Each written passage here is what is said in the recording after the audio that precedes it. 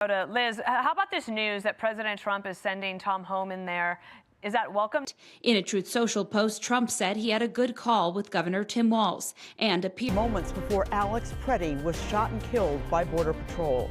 Accounts of what happened. A federal immigration officer shooting a 37-year-old man in Minneapolis. Family pull these 3,000 untrained agents out of Minnesota before they kill another person. Gun that looked like Preddy's. Then Preddy is shot. Launched a criminal investigation into Minnesota Governor Tim Walz and Minneapolis Mayor. Overnight, they were trying to violently break into that hotel because... What's really going on when a city suddenly explodes from the inside? In just a few short days, order falls apart. Streets fill with tear gas and smoke. Screams tear through the night, and violence spills out like a broken dam. Power clashes with power. Guns get stolen, blood is spilled in places that used to feel safe, and the future gets blurrier, hour by hour, minute by minute, as if time itself is being squeezed tight. Investigations come fast and furious. Urgent orders from the very top. Waves of anger spread quickly.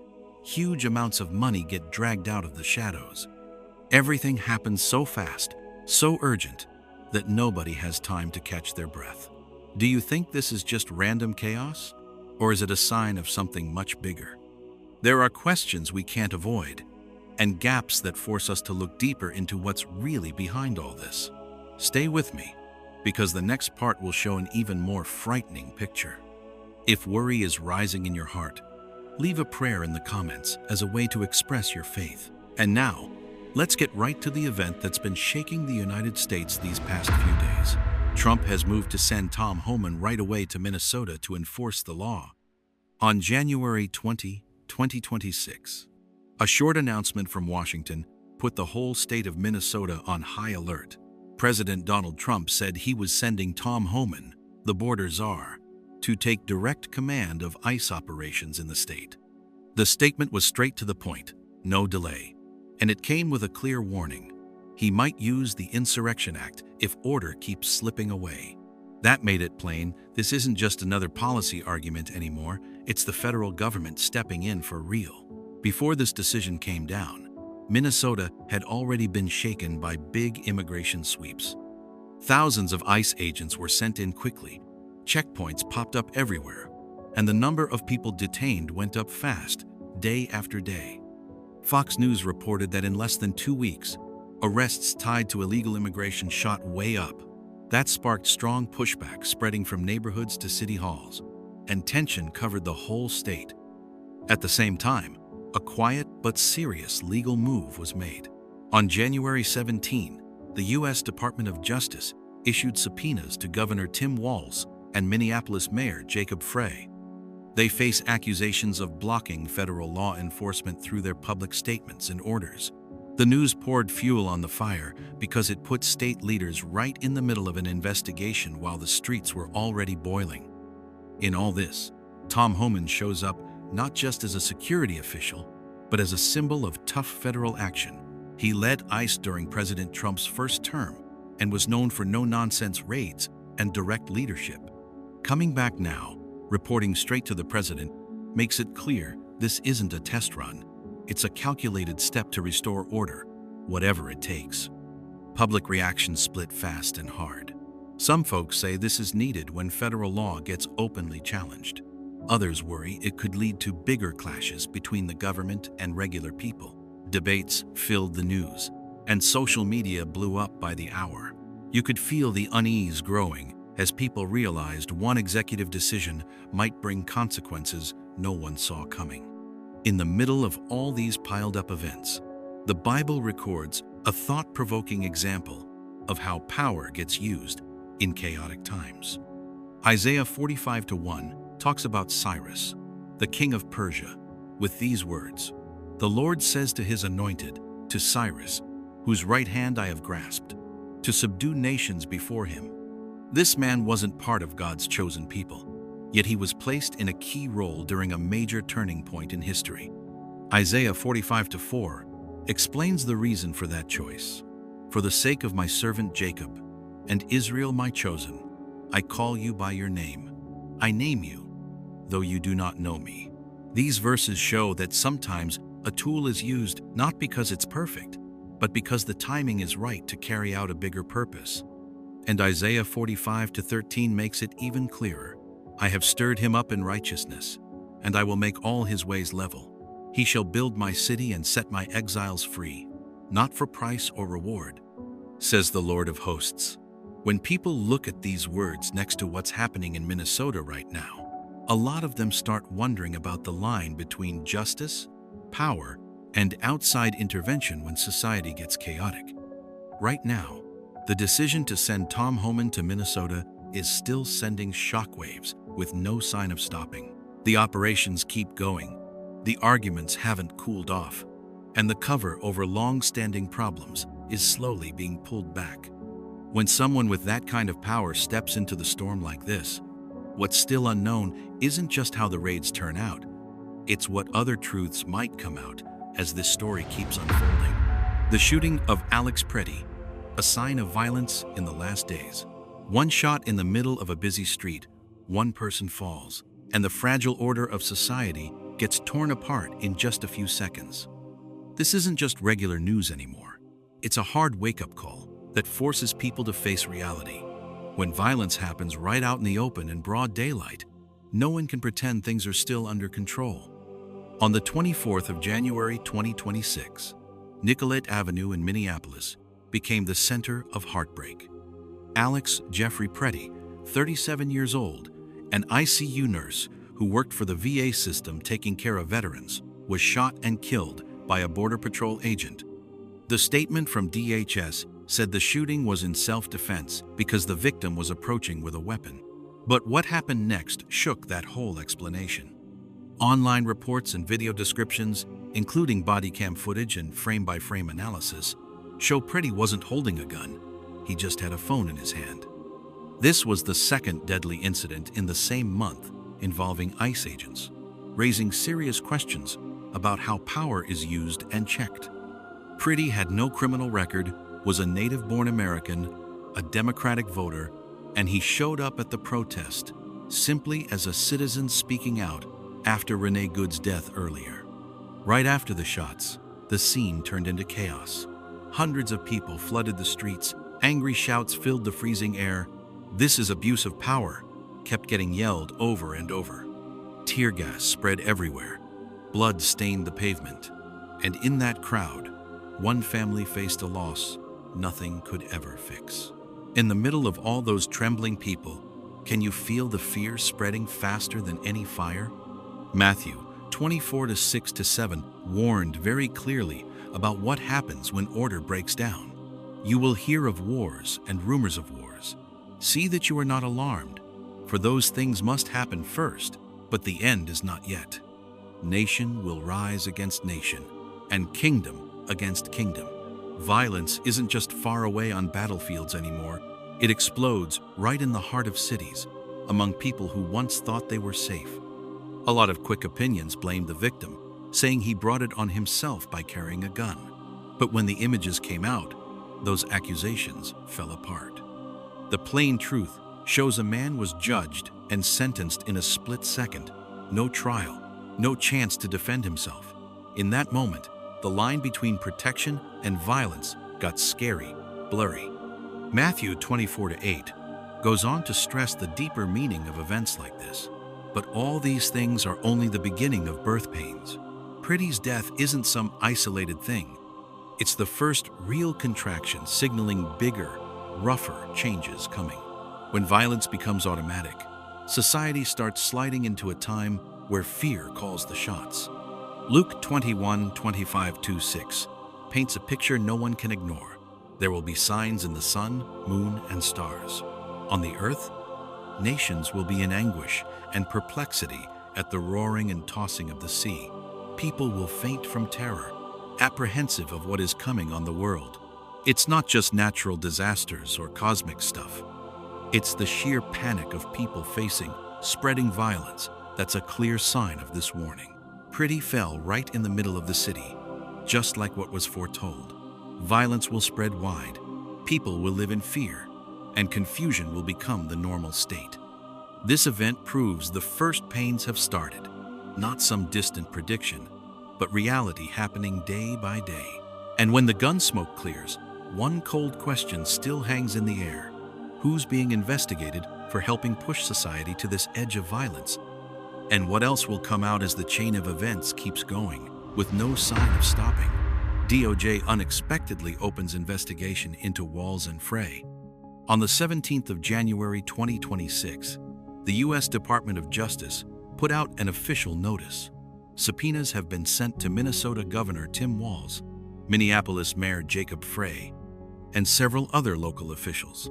This step comes as tensions keep rising over federal immigration enforcement actions in Minnesota, putting the whole local leadership under serious legal scrutiny.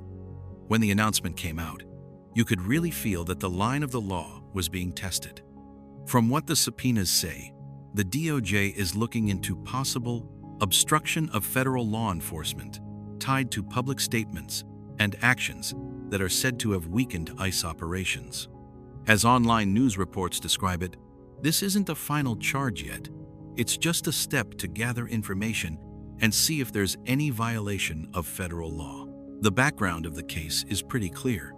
Governor Tim Walz once called ICE activities in Minnesota a kind of occupation, while Mayor Jacob Frey was noted for advising people to call 911 if they spotted ICE agents around. According to the federal side, these statements need to be looked at in connection with the violent protests happening around the same time. From a legal point of view, the main focus of the investigation isn't political opinions, it's the real-world impact. The DOJ is checking whether the local leaders' statements helped create a systematic obstruction of federal operations. This is a common process in conflicts over authority between federal and state governments, especially in unstable times. In this situation, Romans 13:1-2 often gets quoted as a basic principle. Everyone must submit to the governing authorities, for there is no authority except that which God has established. But in a neutral approach, this Bible passage isn't used to condemn anyone personally. It's more like a mirror to reflect on the relationship between authority, order, and responsibility, instead of giving a ready-made judgment. Bible scholars also point out that Romans 13 has been debated a lot throughout history, especially when government and people clash. Some interpretations stress the need for order, while others warn about the dangers of abuse of power. That's why bringing up scripture here is for comparison, not to settle things. As online news reports describe, the DOJ is also looking at data on when the statements were made, how widely they spread, and the actual reactions on the streets. The stated goal is to figure out the cause and effect chain, not to assume motives. This shows the legal process is still in the gathering and analyzing stage. Romans 13:4 keeps coming up in many analyses to clarify the role of government. For the one in authority is God's servant. They do not bear the sword for no reason. In a neutral framework, this part acts like a theoretical check on power. If government exists to maintain order, then every action, whether federal or local, can be judged on whether it truly serves that order. Supporters of Walz and Frey say this is about free speech and the right to challenge policy. On the other side, the federal view stresses that when leaders' words can lead to obstructing the law or escalating violence, the legal line needs to be clearly drawn. Both arguments are out there right now, and neither has been proven right or wrong yet. What's clear is that Minnesota is becoming an important test case for the relationship between law, authority, and social order. The DOJ investigation isn't just about individuals. It reflects a bigger question about how power gets used in times of crisis. And while the subpoenas are still active, another line of inquiry is starting to emerge in the background, involving unclear money flows and interests. What will come out next? And who is really behind these conflicts? Large-scale welfare fraud. The love of money is the root of all evil. $250 million. 78 defendants. Hundreds of fake files. These numbers aren't just dry stats anymore. They're a direct hit to people's trust. When the Feeding Our Future case came to light, Minnesota wasn't just dealing with a big money scandal. It was facing a bigger question. how money can twist an entire welfare system that was set up to protect kids. According to federal records, about $250 million was siphoned out of a program meant to feed kids from low-income families. The money went through groups that were supposed to provide meals, but in reality, a lot of those places had no kids, no kitchens, and weren't even operating. Investigations showed empty daycares, food delivery vans listed as running non-stop, but actually sitting idle for months. Online news reports describe how, by 2026, the case is moving into a new phase. Some defendants are asking to move the trial location because they worry they won't get a fair trial, while the founder, Amy Bach, has been ordered to give back about $5.2 million in assets that came from the fraud. These updates show the legal process is still growing and hasn't wrapped up with what was first announced. Digging deeper into how the fraud was set up, prosecutors describe an organized network. Taxpayer money meant for kids' nutrition ended up paying for luxury vacations, fancy cars, and personal stuff that had nothing to do with the program. Some files even showed students who didn't exist getting education aid, while food transport vehicles were claimed to be active but didn't move for 8 straight months. The background of this case makes people ask more questions. Warning signs were reported as far back as 2011 to 2013, but it took years before anything was handled on a large scale. That has sparked debate about how well government agencies were watching things, even though no final legal ruling has pinned personal blame outside the case itself so far. The Bible often gets brought up not to accuse, but to explain human motives. 1 Timothy 6:10 says, "For the love of money is a root of all kinds of evil." Some people, eager for money, have wandered from the faith and pierced themselves with many griefs. This isn't just about cash. It's about when money becomes the top goal and blurs every moral line. Matthew 6:24 goes further. "No one can serve 2 masters. Either you will hate the one and love the other. You cannot serve both God and money." When you put this next to the Feeding Our Future case, many see it as explaining conflicts of interest. When public funds get turned into tools for personal gain, both moral and social order get turned upside down. James 5:1-3 shines a light on the long-term fallout. "Now listen, you rich people, weep and wail. Your gold and silver are corroded. Their corrosion will testify against you." Here, the Bible isn't predicting one specific case, but describing a rule. Wealth built the wrong way eventually becomes proof against the person who has it. Public policy experts warn that the damage from welfare fraud goes way beyond the dollars lost. People's trust in help programs gets eroded.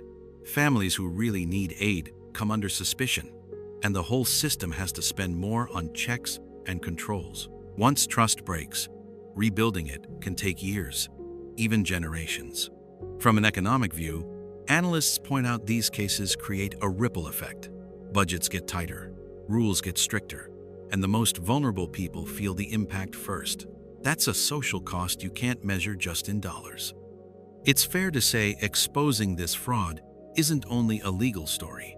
It's a warning about how greed can wear away the shared moral foundation.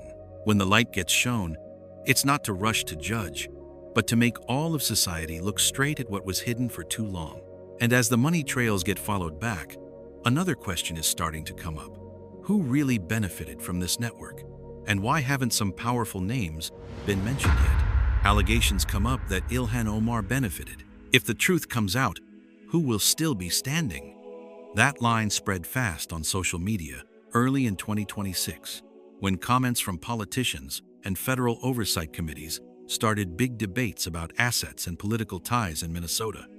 No official charges have been filed, but the questions were enough to put the story right in the public spotlight.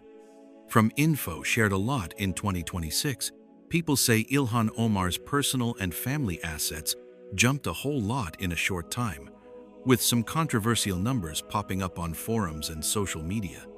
A few sources talk about increases of tens of times over what was reported as income, while others point out There's no legal record proving any wrongdoing. Right here, it's key to separate accusations, guesses, and actual legal findings. The political setting makes the story more touchy. Ilhan Omar represents a district in Minnesota where the Somali community plays a big role. She spoke up before in support of welfare programs and community groups, including Feeding Our Future, before that fraud case got exposed. Supporting policies or groups, as analysts say, doesn't mean personal gain, but it opens the door for doubts in people's minds. While some folks argue the asset numbers mentioned just show legal investments or stuff that got blown up, others question the transparency and possible conflicts of interest. In the middle of all this back and forth, you can feel the haze and tension hanging over everything, where the line between truth, belief, and suspicion gets really thin. From what online news sites describe, the House Oversight Committee talked about looking into some financial and political connection issues, but so far, no official conclusion has come out. That has the online community split into different camps. One side calls for deeper investigation. The other warns about the danger of trial by public opinion without solid proof. 2 Peter 2:1-3 says, "But there were also false prophets among the people. Out of greed, they will use made-up words to exploit you." This part is usually seen as a warning about using moral-sounding talk to hide selfish motives, not an instant judgment on any one person. Jeremiah 6:13, 1-4 goes further. "From the least to the greatest, everyone is greedy. They dress the wound of my people as though it were not serious, saying, 'Peace, peace,' when there is no peace." Here the Bible calls out a pattern that keeps showing up in history. Comforting words used to calm people down, while the real problems stay unsolved. Ezekiel 13:10 gets brought up too, as a similar warning. "Because they have misled my people, saying, 'Peace,' when there is no peace." When you put it next to today's arguments, this isn't about labeling anyone a fake, but it raises questions about leaders' responsibility when they speak and act during a crisis of trust. Neutral observers say that in today's divided politics, financial accusations get used easily as weapons to attack. On the flip side, others stress that the murkiness and lack of openness create perfect ground for doubts to grow. Both views sit side by side, and neither has one with clear evidence yet. So, what the Bible stresses isn't jumping right to who's right, who's wrong, but calling us to stay awake and careful around nice-sounding words that lack real truth behind them. When faith gets tested, it doesn't push us to condemn, but to look more closely and thoughtfully. And while the asset story still has a lot of blanks, another topic is quietly rising in the background. Organized protests and funding streams behind them with unclear sources. Who's really behind them, and for what purpose? Violent protests against ICE, end times mobs. Headlines hit hard and fast. Pictures spread quicker than anyone can check them. And in all that noise, it's easy to feel like you can't breathe. What are we really seeing here? A real protest movement, or a wave that's gotten completely out of hand? When order gets pushed back by loud shouts and stomping feet, that question starts feeling more urgent than ever. Starting the 23rd of January 2026, a wave of general strikes and protests against ICE broke out in cities across the U.S. FBI vehicles got attacked. A Hilton hotel was smashed up because people thought agents were hiding inside. Tear gas filled the streets. At least 12 people were arrested for assaulting federal officers, including cases tied to the Latin Kings gang, accused of stealing guns, pushing things way past a normal gathering. The background makes everything more tense. After the Pretty incident, even with temperatures dropping below zero, thousands still poured into the streets. The freezing cold didn't stop the crowd. It seemed to just add fuel to the anger. "Fight back," chants kept going non-stop, mixed with breaking glass, sirens, and chaotic footsteps, turning into hours of pushing and shoving. The widespread vandalism images draw a line that's hard to ignore. Protesting is a right protected by law, but when violence shows up, When property gets destroyed and weapons get stolen, the whole nature of what's happening starts to change. Some say this is democratic struggle. Others warn that when law gets challenged with fists, society steps into dangerous gray territory. In times like this, certain Bible passages get brought up as warnings, not to condemn anyone, but to shine a light on human nature when order starts to shake. 2 Timothy 3:1-5 says, "Know this, in the last days hard times will come. People will love themselves, love money, brag, be proud, love pleasure, more than they love God." The passage describes moral breakdown as a sign, not as a label stuck on any one group. The chaos in the crowds also makes many people think of a society eating itself up through greed and conflict. Revelation 18:2, 3 records. Fallen. Fallen is Babylon the Great, for the kings of the earth committed immorality with her, and the merchants of the earth grew rich from her excessive luxury. Read in a neutral way. Babylon isn't just a place, it's a picture of any system where self-interest and power pull people into a spiral of collapse. As violence ramps up, suspicion spreads fast too. Protesters clash with law enforcement, groups start doubting each other, and society gets pulled in opposite directions. Matthew 24:10 describes something similar. Then many will fall away, betray one another, and hate one another. Those words are often seen as a reminder of what happens when community trust breaks down. The real worry isn't just what's happening on the streets right now. It's where this path is heading. When crowds act with no limits, when ideals get lost in collective rage, society can slide into a chain of reactions that are hard to stop. The Bible verses mentioned here aren't meant to force belief on anyone. They're more like warning signs placed before a dangerous curve in the road. And in the end, one big question still hangs there, heavier than all the shouting. If this is just a spontaneous explosion, what made it spread so fast and so hard? And if it isn't, who's quietly steering that wave from behind? Shocking discovery. Mobs funded by fraud. These riots didn't just happen on their own. They're not simply sudden anger from crowds. They're the result of an organized system, with money behind it and people who benefit. When you hear the chants in the streets, you have to ask yourself, who's paying the price? And who's really profiting from all this chaos? Loose facts, when you put them side by side, start forming a clear chain. Financial fraud flows to scam groups. That money comes back as political support. And when those interests are threatened, crowds get stirred up to act as a shield. No public orders needed. The system runs smoothly thanks to shared benefits and careful silence. In that setting, some voting communities become especially important. Reports show Somali votes carry real weight for Democrats in certain key areas. When votes tie to power, power ties to money, and money needs protection. That closed circle of interests starts showing itself through unrest on the streets. This picture is often described with 3 parallel branches.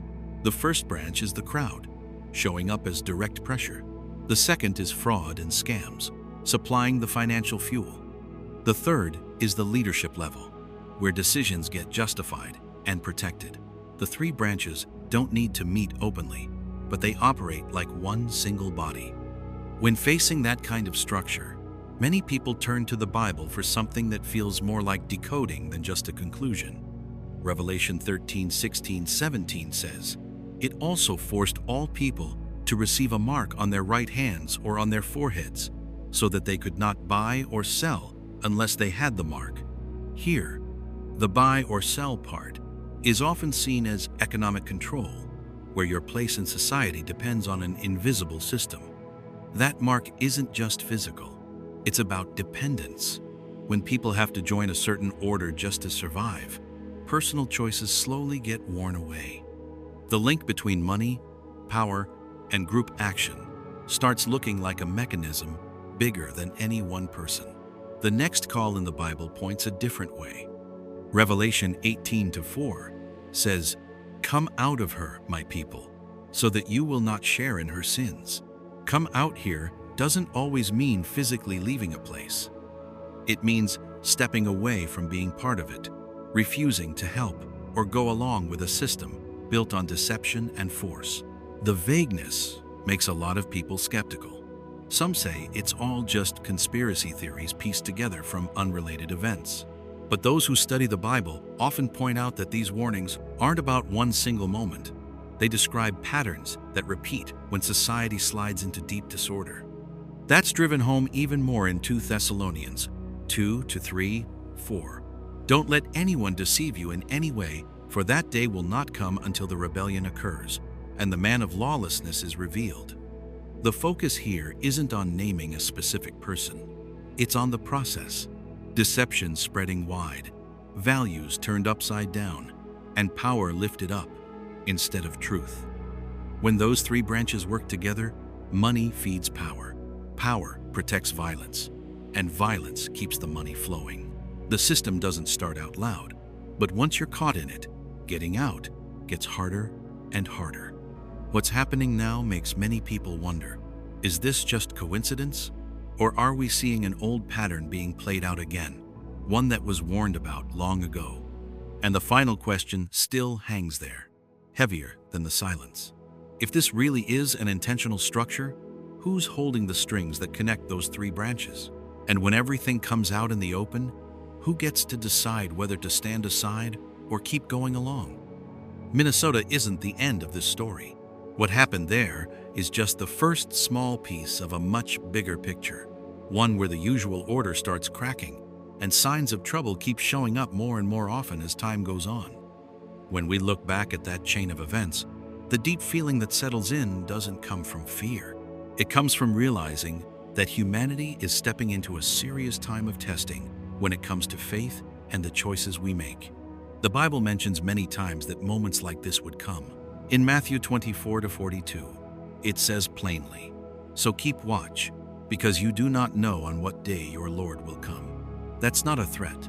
It's a gentle wake-up call, asking people to open their eyes, open their hearts, and take a good look at the path they're on amid all the constant changes. In the middle of all the chaos, the easiest thing to lose is the peace inside, but the Bible doesn't leave us sitting in despair.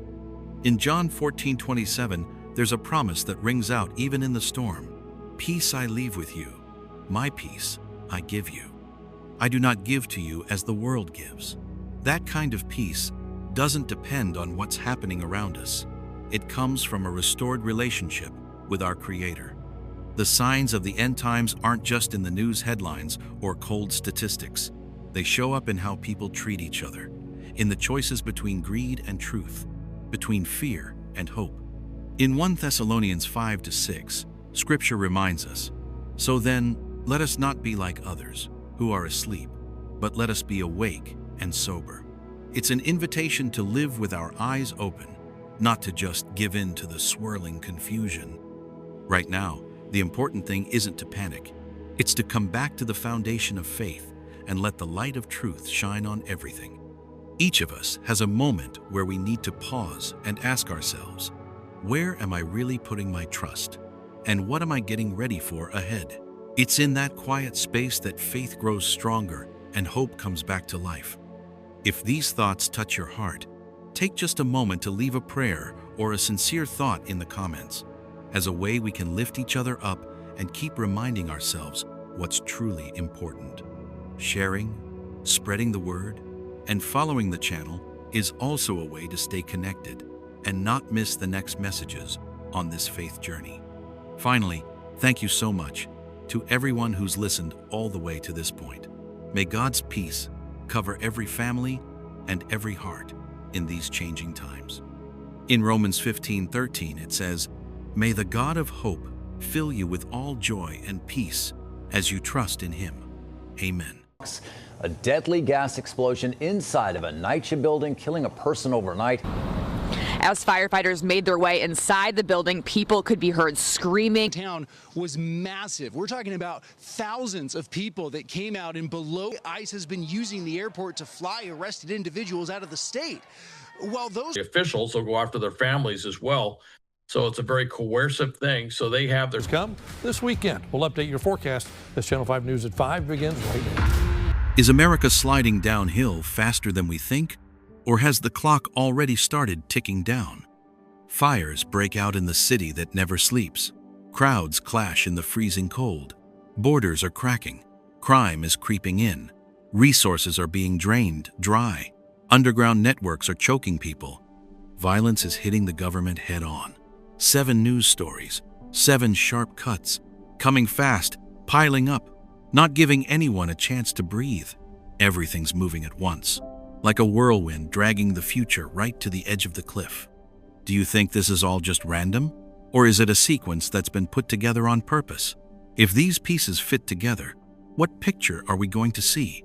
The answer isn't here yet.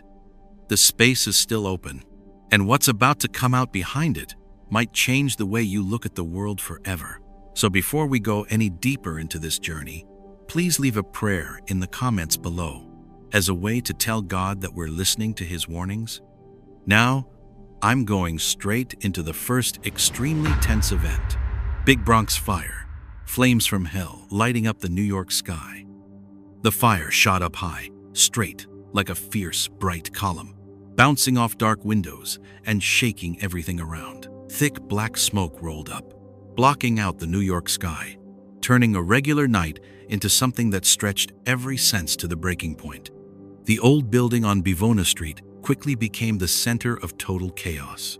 Flames climbed straight up, swallowing floor after floor, breaking glass and twisting metal mixed with the non-stop blare of fire truck sirens. Those video clips from the moment hit hard. Just watching them makes you feel that uneasy dread settling in, like the normal order of things got ripped apart. The Bronx is home to over 1 million people, packed into buildings that have stood for decades. Old gas lines, spotty repairs, quiet warnings that had been around for years. When the fires started, all those things linked up into a chain reaction nobody could stop. More than 200 firefighters rushed in.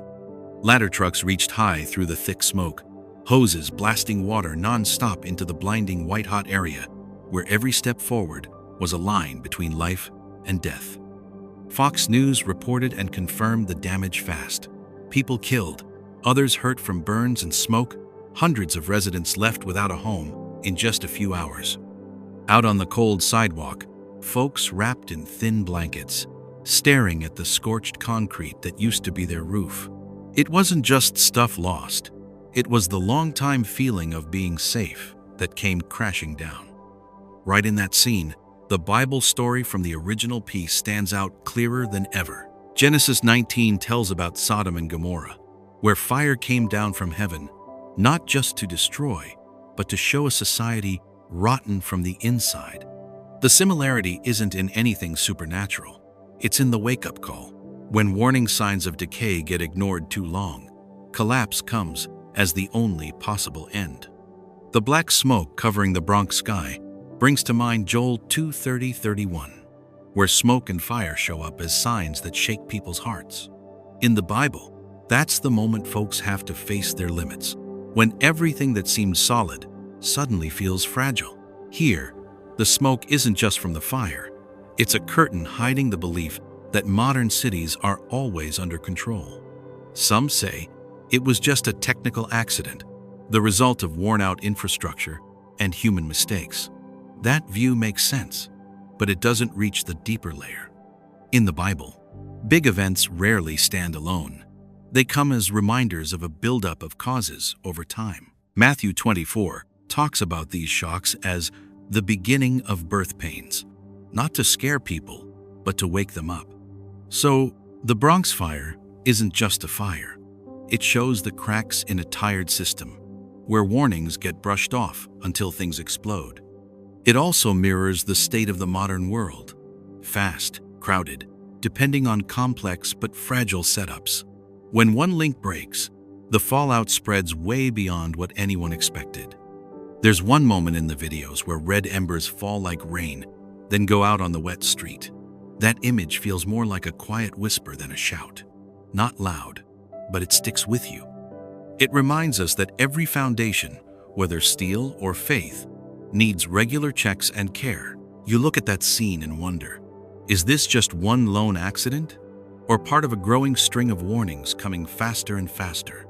As the flames die down in the Bronx, that uneasy feeling still hangs in the air, and off in the distance, other events are waiting to come into view, linking up like pieces of a bigger picture, where each one brings a question that's hard for people to avoid. Protest erupts against ICE. Thousands brave deadly cold. Over 100 arrested amid social storm. Below 0 Fahrenheit, Minnesota streets turn into a hot spot of confrontation as public order gets openly challenged. In the bone-chilling cold, thousands poured onto the roads leading into Minneapolis-St. Paul Airport, turning a key travel hub into a tense battleground. Chants filled the air, traffic came to a standstill, and security forces moved in heavy. This wasn't some small gathering. It was a direct clash between authorities and the crowd, with every passing minute pushing the tension higher. Minnesota has over 5.7 million people, and the Twin Cities area is home to a large immigrant community from Latin America and Africa. For years, Minneapolis-St. Paul Airport has been used for immigration enforcement actions, making it a major point of controversy. News reports say these ongoing protest campaigns have drawn thousands, including many clergy from different faiths, showing just how widespread the social strain has become. What happened that day made the standoff crystal clear. Protesters wore thick winter gear, face-covering goggles, with beards and eyebrows frozen solid as they blocked terminal entrances. Police set up lines, gave dispersal warnings, then started making arrests when the road blockade dragged on. According to reports, more than 100 people got handcuffed, mostly for deliberately blocking vehicles and refusing to leave, while hundreds of nearby businesses shut down out of safety concerns. Some experts see this as a head-on collision between two opposing views. One side stresses enforcing the law and border security. The other side fights what they see as harsh, inhumane measures. When you look at this standoff, do you see law and order in action, or a moral crisis being laid bare? This story brings to mind an old scene from the Bible, where social unrest turned into group chaos. Exodus 17:2 tells how the Israelites grumbled and rebelled in the desert when survival pressure cracked their faith and order, leading to deep division. The people quarreled with Moses because of no water, a picture of how, when tension goes too far, clashing with authority becomes almost unavoidable. Looking bigger, prophetic scriptures warn of times when society gets torn apart by distrust and betrayal. Matthew 24:10 says, "Then many will fall away, betray one another, and hate one another." Those words aren't about one single event. They describe a spreading condition where relationships between people and institutions keep getting tested. Another view puts the focus on order and authority. Romans 13:1-2 makes it plain. Everyone must submit to the governing authorities. Whoever resists the authorities resists what God has established. As a warning, this passage highlights the consequences of prolonged confrontation with established power, especially when the conflict moves beyond peaceful talk. American public opinion is sharply divided over this. One side says it's just a political reaction to tough immigration policies, nothing more than a legal matter. The other side sees a moral crisis, where faith, politics, and human rights collide in public spaces. Reports note that over 100 clergy willingly getting arrested has pushed the debate to a deeper level, way beyond a regular protest. These kinds of clashes are clear signs of growing social polarization, where shared trust weakens and each side believes they're defending what's right. The Bible shows up here as a warning about the fallout from long-term division, not to rush to judgment, but to remind us that order and justice only last when anchored in common moral ground. As the Minnesota freeze doesn't cool the tension, the question still hangs. Where will the next flashpoint pop up? And are other parts of this country quietly heading into a bigger spiral of conflict? Mexican president accused of protecting cartels turns down help from Trump. Betrayal, cover-ups, and a border sold out. These accusations hit right at the heart of power in Mexico. The president is accused of shielding the cartels, rejecting tough crackdown offers, and letting organized crime run the whole country. In this picture, it's a chilling warning about the real cost of dealing with the darkness. Mexico City, home to over 9 million people, is the political center but also where crime networks have deep roots. Big cartels like Sinaloa and Jalisco New Generation are accused of controlling politics through bribes, threats, and payoffs. With U.S.-Mexico trade topping $800 billion a year, every choice here spills over the northern border and brings regional security problems. Shocking claims came out saying President Claudia Sheinbaum isn't really running the country. Critics say the cartels are the real power behind the scenes. She did allow 37 cartel members to be handed over to the U.S. as a way to calm things, but she quickly stressed it was a sovereign decision. At the same time, she turned down strong intervention proposals from the U.S., which sparked fierce accusations of corruption and cover-ups. Tensions between the two countries are rising, with strong words flying back and forth. Critics call the refusal of help opening the door to crime, while supporters say it's about defending national sovereignty. According to CNN, this fight shows a big crack in security cooperation, with both sides worried about getting pulled into a conflict they can't control. Public reaction is strong. Some see it as proof the leader is controlled by money and fear. Others call the accusations political attacks meant to put pressure on. Opposition senators used harsh words, calling it a betrayal of the nation's interests. On social media, the debate exploded, turning this into a real test of trust in the government.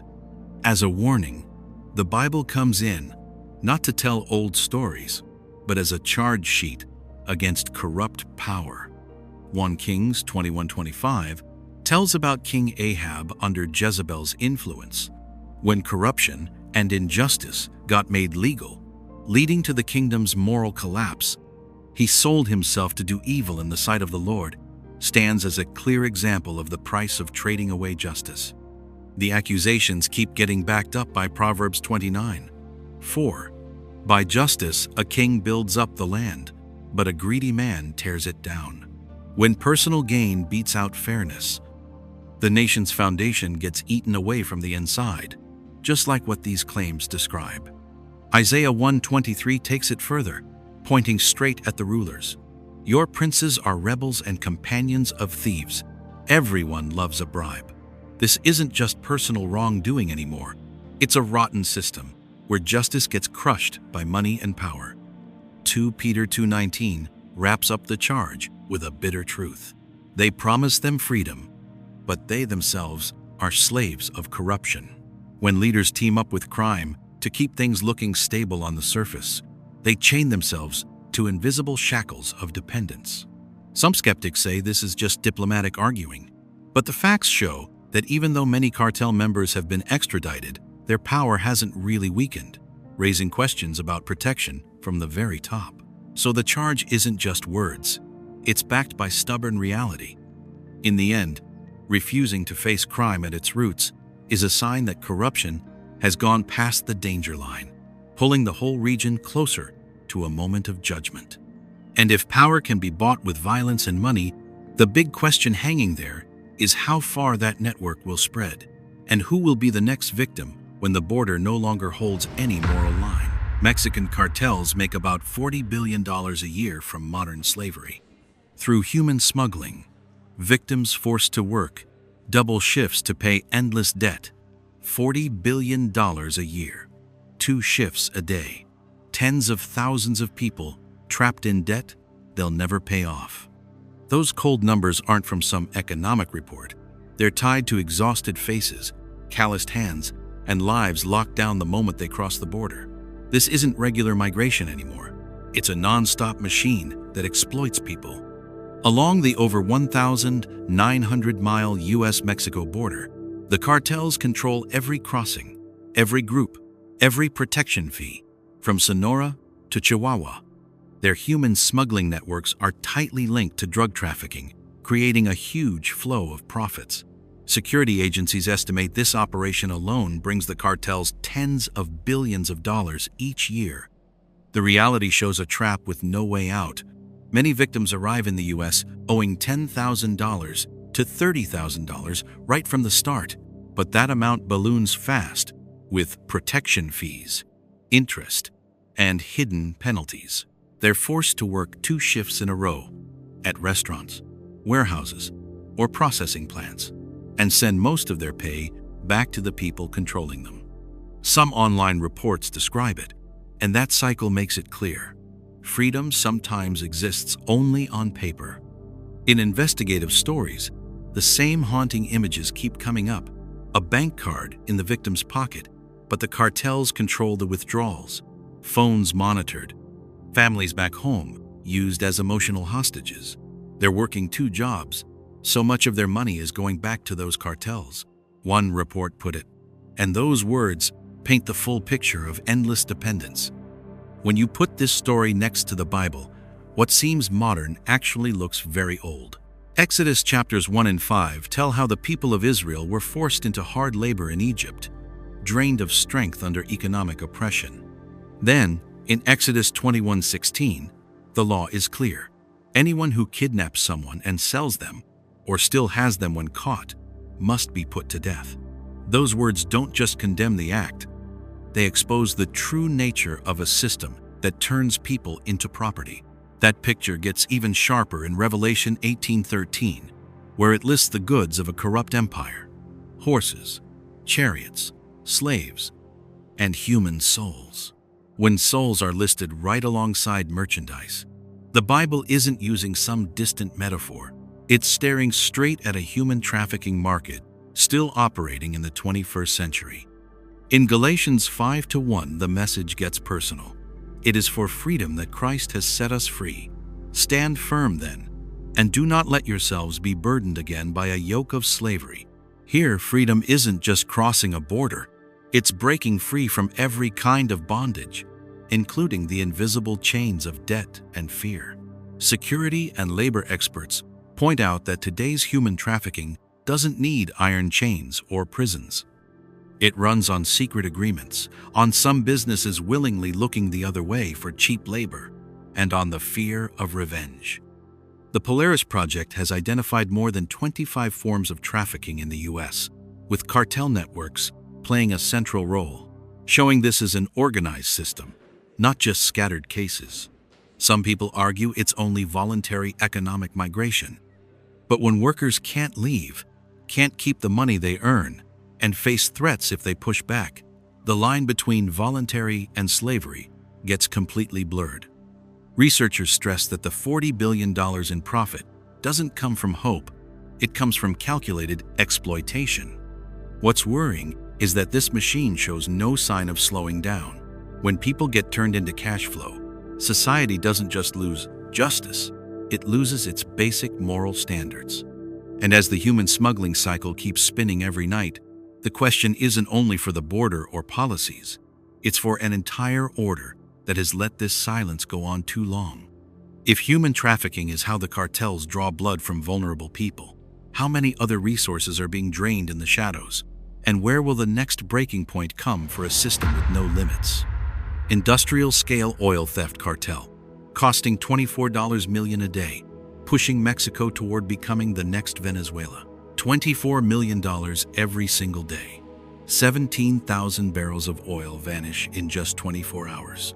Over 6,800 miles of pipelines riddled with holes and patched up like skin covered in scars. These aren't vague guesses. These are the hard numbers staring us in the face, showing a system being drained right from the country's energy lifeline. When oil stops flowing to the refineries and starts heading to the black market instead, the whole economy starts shaking at its foundation. Pemex, Mexico's state-owned oil company based in Mexico City, runs the pipeline network stretching across states like Hidalgo and Puebla. Industry reports say the cartels keep drilling the same spots over and over, hooking up hoses up to 2 miles long through the woods to suck out crude oil and gasoline, then sell it way below market price. Argus Media reports the losses have jumped nearly 10% lately, hitting around $1.05 billion a year, while tax authorities estimate almost 30% of the gasoline on the streets is stolen stuff. Photos from the scenes show one tank after another seized, all illegal, with pipelines patched in every direction. Losing 17,000 barrels a day isn't just a number. It's direct pressure on the government budget, the infrastructure, and energy security. Some online reports say the cartels sell cheap to undercut legitimate businesses, twisting the market and making it even harder for Pemex to recover. You have to wonder, how long can an economy keep taking this kind of drain? Genesis 41:30-36 tells the story of Joseph, warning about the 7 years of famine coming after the good years, urging people to store up grain to avoid collapse. 7 years of famine will come, and the famine will consume the land. That story shows a clear rule. When greed runs the show, instead of wisdom in managing resources, crisis is the inevitable result. No prophecy needed.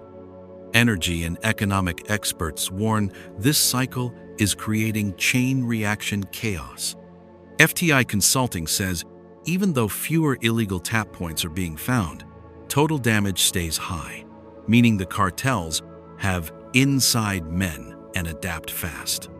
At the current rate of loss, some models predict Pemex could face a serious cash crisis in just 5-7 years, leading to less investment and crumbling infrastructure. Proverbs 1:19 calls it out straight. Such are the paths of all who go after ill-gotten gain. It takes away the life of those who get it. Hear that greed doesn't just destroy individual lives, it eats away at the whole system's strength, turning shared resources into prey for an armed few. The fallout spreads to society. Cheap stolen oil crashes prices, honest businesses shrink, government revenue drops, and funding for social programs gets squeezed. Some analysts compare this path to what happened in Venezuela, where corruption, weak management, and twisted resource use sent the economy into a long downward spiral lasting decades. Ezekiel 22:12 exposes a society corrupted by short-term gain. In you, they take bribes to shed blood. You take interest and profit. You oppress your neighbor with extortion. This isn't just aimed at the oil thieves, it's also at the network that allows it, where private gain overpowers justice. Some people are skeptical and think the Mexican government can still handle it with better surveillance tech and the military. But real-world data shows that when one tap gets plugged, 2 new ones pop up, and the cost of protection rises faster than they can fix things. That's the sign of a system being hollowed out from the inside, where patch jobs can't keep up with organized erosion. Psalm 62:10 reminds us about the illusion of wealth's power. Do not trust in extortion or put vain hope in stolen goods, though your riches increase. Do not set your heart on them. When a nation ties its survival to dirty money, collapse is just a matter of time. Today's numbers are proof of a serious indictment. Industrial-scale oil theft isn't just economic crime. It's the force dragging a country toward the edge of decline. And as Mexico's oil gets steadily drained, the question hangs in the air. Is this network already spreading to new routes, linking up with regional allies to turn the northern border into the next hotspot? Tren de Aragua team up with Mexican cartels as enforcers in the U.S., tracking victims, forcing them, and collecting federal benefits. New evidence isn't just rumors or side talk anymore. It's right there in official U.S. investigations, where the quiet operations are being exposed step by step. Justice Department files, scattered raids across states, and victim statements all show the same repeated pattern: tracking people, pressuring them, controlling them. When the pieces fit together like this, the question is pretty straightforward. Do you really think a network this big could operate without anyone noticing? From Tocoron prison in Aragua State, Venezuela, Tren de Aragua broke out beyond national borders to become a true transnational group. In the U.S., they've been documented in places like New York, Chicago, and other hotspots, working directly with Mexican cartels as their enforcers. According to investigation reports, they're not just moving drugs, they're carrying out forced tasks, hunting down and putting pressure on migrants who owe debts. This network works like an invisible web, surrounding victims from every angle. Phones get monitored, living places get controlled, jobs get forced on them, and debts of tens of thousands of dollars hang over their heads like a noose. The investigative reports describe how they track down victims with just a few small clues, then force them to work off the debt while taking over apartments and federal benefits. The numbers aren't abstract anymore. Hundreds of victims are documented in federal files. Dozens of investigations are expanding into extortion and human trafficking, and many apartment complexes have turned into hidden control points. When criminals can control people without even showing guns openly, society starts slipping into a dangerous gray area. Ephesians 6:12 warned us clearly, "For our struggle is not against flesh and blood, but against the rulers, against the authorities, against the powers of this dark world, and against the spiritual forces of evil in the heavenly realms." The American public reacted strongly when this information came out. Some folks say it's just a local thing that will get shut down soon. But follow-up reports show the opposite. Tren de Aragua isn't slowing down. It's spreading to new areas. The real worry isn't one single gang, but how these criminal groups are teaming up, building something big enough to challenge the legal system. Revelation 17:5 uses a strong picture to describe this kind of alliance. On her forehead was written a name, Babylon the Great, the mother of prostitutes and of the abominations of the earth. Babylon isn't just a city, it's a symbol of corrupt power, where evil forces connect to grow their reach. Reading that passage in today's context, these cross-border crime networks look like a modern version of that image. Some skeptics think things have gone beyond the truth, but Mexico's arrests of several Tren de Aragua members, confirmed by major news outlets, prove the network is very real. Those arrests aren't the end. They're proof that the problem is much bigger than what shows on the surface. Psalm 94:20 asks a haunting question. Can a corrupt throne be allied with you? A throne that brings on misery by its decrees? When crime can hide behind laws, paperwork, and even government benefits, the line between legal and illegal gets blurry. This isn't just a security issue. It's a warning about how the system can get corrupted, turning people into tools for an invisible empire. And as these networks keep spreading, one big question still hangs in the air. Are the coming hotspots of violence and chaos the places where these enforcers push everything past the final limit? Agitators used a U-Haul to haul riot gear and attack the federal building. Tear gas spread everywhere. A U-Haul truck. Inside, it wasn't furniture or moving stuff. It was shields, masks, and tools for violence. That scene happened right in front of the federal building in Minnesota, where law and order got openly challenged and chaos broke out in seconds. When you see that picture, do you still think this was just a normal gathering? The Bishop Henry Whipple Federal Building at Fort Snelling stands as a symbol of federal power, home to ICE and other key agencies. But on that tense day, the calm place quickly turned into a battleground. Organized agitators showed up ready, turning a rented everyday truck into a mobile stash of street-fighting gear. The report lays it out clearly. The U-Haul pulls up, doors open, riot gear gets handed out, and the crowd moves forward like one solid unit. Federal agents got blocked in. Police had to use tear gas and pepper balls to break it up. No more peaceful chants, just explosions, stinging smoke, and running feet in every direction. When the crowd spun out of control, the scene reminded me of an old Bible story. Numbers 16:3 tells of a rebellion against the authority God had set up. They came together against Moses and Aaron and said to them, "You've gone too far. The whole community is holy." Back then, that crowd also believed they were right, and that belief led them straight to destruction. The chaos didn't stay just physical. It spread online too.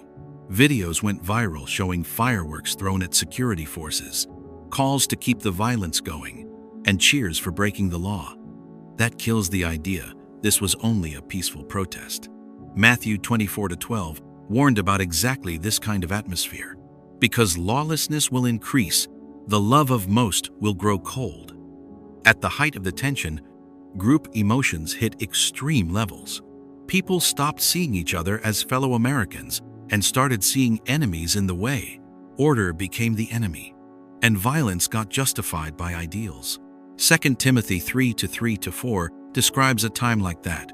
Without love, brutal, not loving what is good, lovers of pleasure rather than lovers of God. The scariest part isn't the shields or masks. It's the hardening of hearts.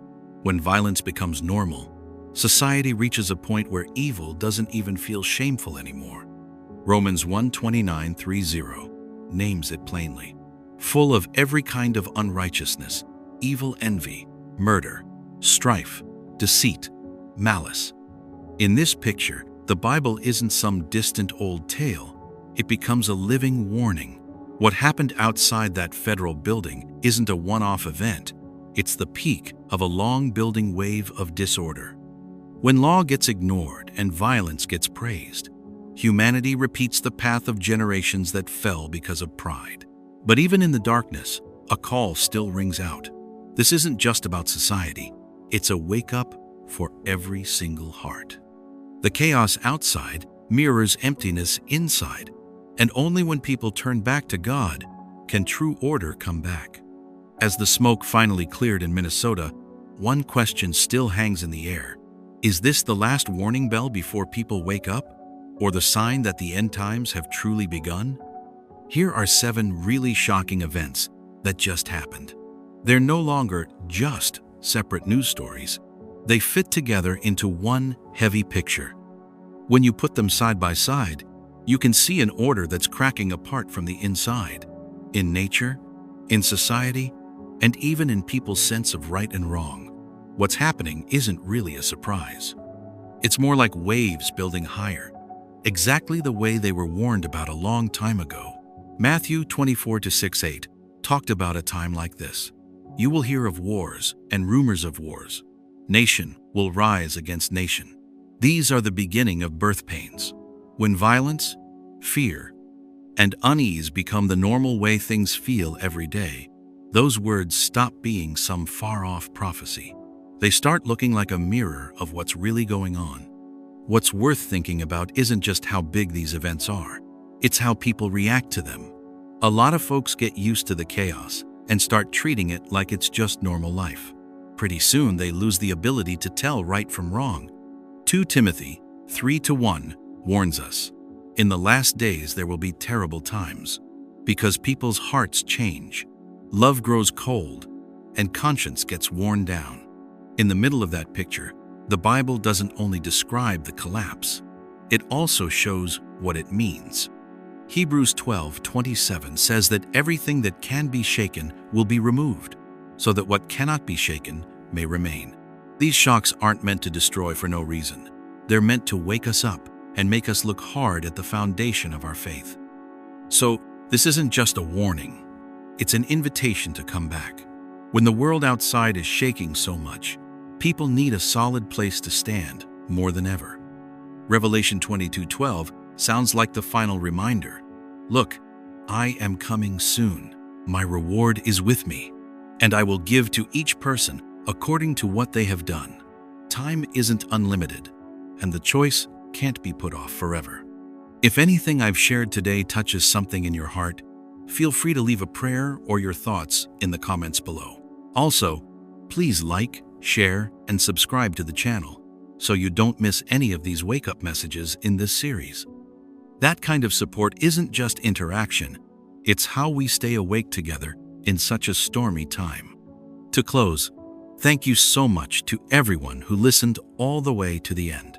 May God's peace be with every family, protecting you through these challenging days and guiding each heart to walk in light and hope. Amen. And we will not sit idly by and let these drug dealers continue. Officers seize millions of dollars worth of counterfeit money in Philadelphia. Take a look at this. The agency